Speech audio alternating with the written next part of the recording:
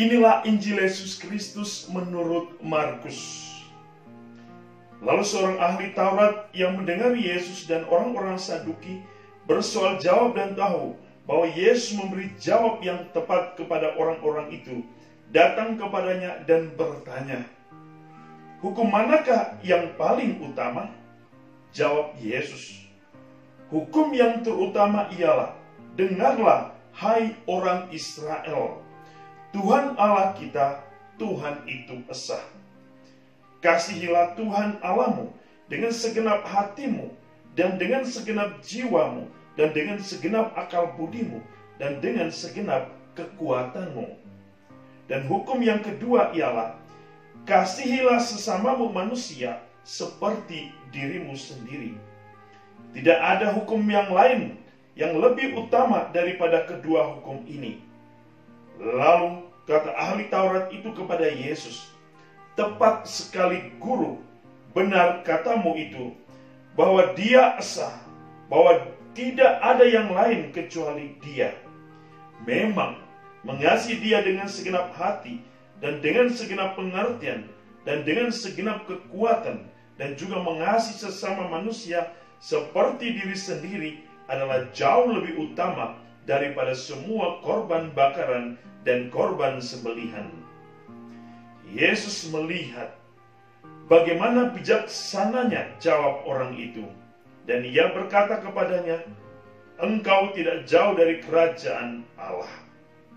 Dan seorang pun tidak berani lagi menanyakan sesuatu kepada Yesus. Demikianlah Injil Tuhan. Saudara-saudari santapan jiwaku,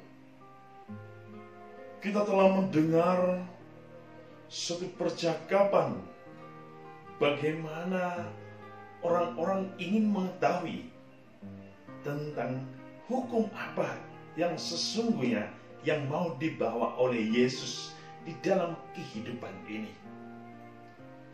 Dan Yesus secara tegas hari ini mau mengatakan kepada kita tentang hukum kasih. Oleh karena itu, marilah kita bersama-sama untuk menelaah lebih jauh tentang firman Allah yang kita dengar hari ini tentang hukum kasih. Yang pertama, ketika mereka bertanya, hukum apa yang utama dan terutama?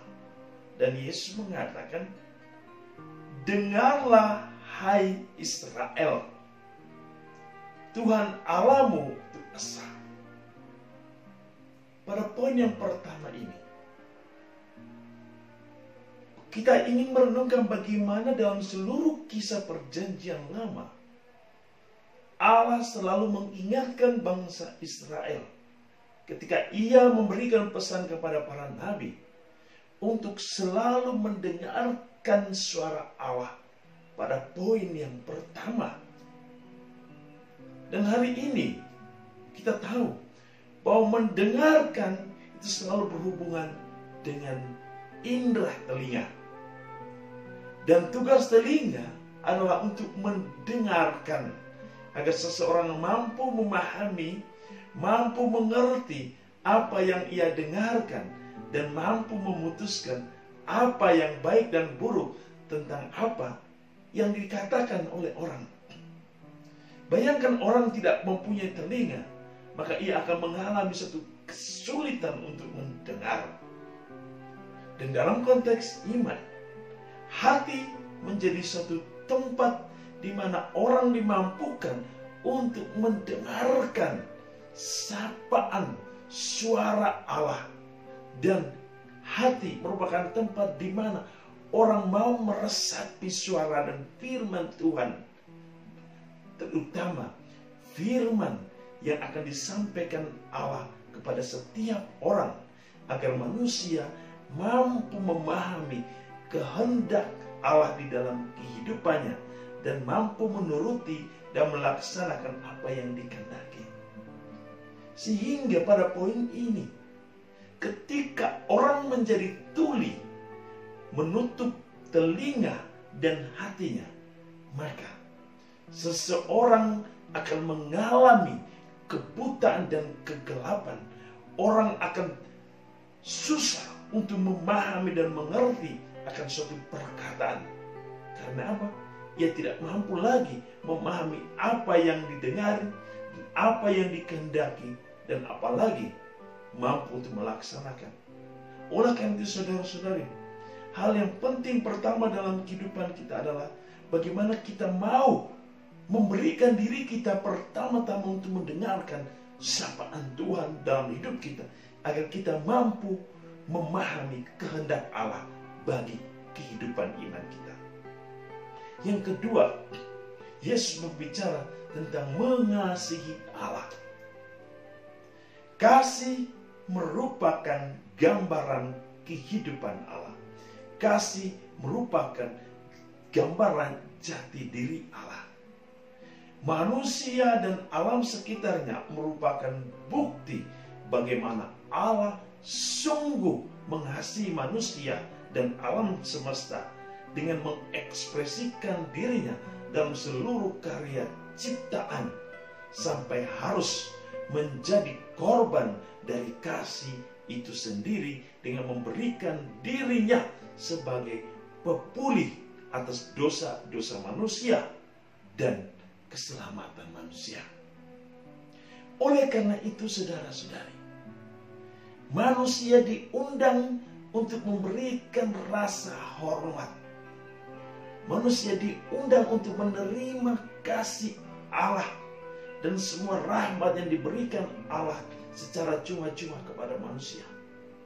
Dan salah satu yang bisa kita lakukan adalah bagaimana kita senantiasa mengenal kesempurnaan dalam diri Allah, yaitu kesempurnaan akan kekudusan. Kita diundang untuk masuk ke dalam kasih yang sempurna itu, yaitu kekudusan. Karena cinta Allah yang berkorban adalah cinta yang menghendaki agar manusia mengalami kasih yang begitu sempurna, yaitu keselamatan. Dan cinta manusia kepada Allah hanya dapat diwujudkan ketika manusia mengalami cinta yang sempurna dari Allah. Maka manusia membutuhkan suatu sikap hormat, sikap di mana manusia mau melihat Allah sebagai satu-satunya penyelamat manusia. Oleh karena itu, saudara-saudari, kita juga mampu mewujudkan cinta kita dengan mengasihi sesama dan mengasihi alam semesta dengan menghargai, menjaga kelestarian alam dan semua isinya. Yang berikut, mengasihi sesama.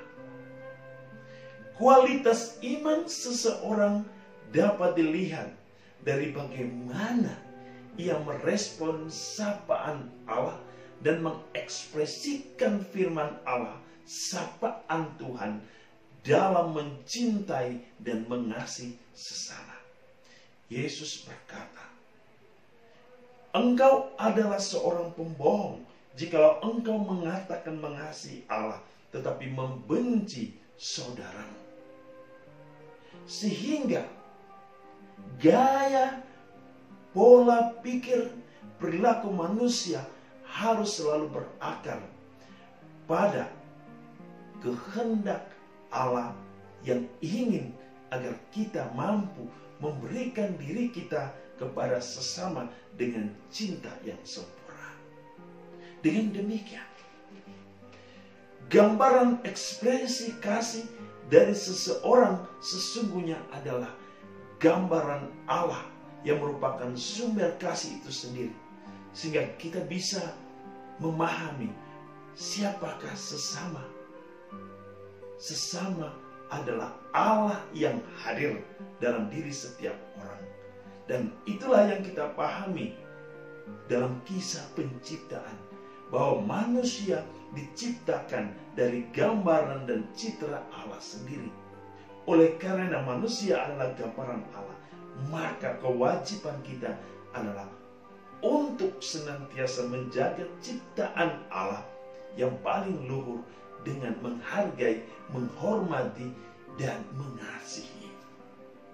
Dan yang terakhir, kerajaan Allah adalah kerajaan yang berdasarkan kasih. Dalam masa prapaskah ini, salah satu bukti bahwa kita sungguh ingin mengasihi Allah dan hidup di dalam kasih-Nya adalah dengan sikap tobat. Kerelaan dan kerendahan hati kita untuk mencari Tuhan, mengalami pembaharuan di dalam kasih Allah adalah kesempatan kita untuk merasakan kasih Allah yang menyelamatkan dengan memberikan diri kita kepada Allah, dipulihkan dari kehidupan kita agar Allah senantiasa selalu menaruh kesucian, kekudusan di dalam hidup kita. Oleh karena itu, masa prapaskah adalah masa tobat, masa di mana kita ingin mengalami cinta Tuhan yang sempurna, belas kasih Allah yang sempurna, agar kita semakin dekat dengan kerajaan surga. Tuhan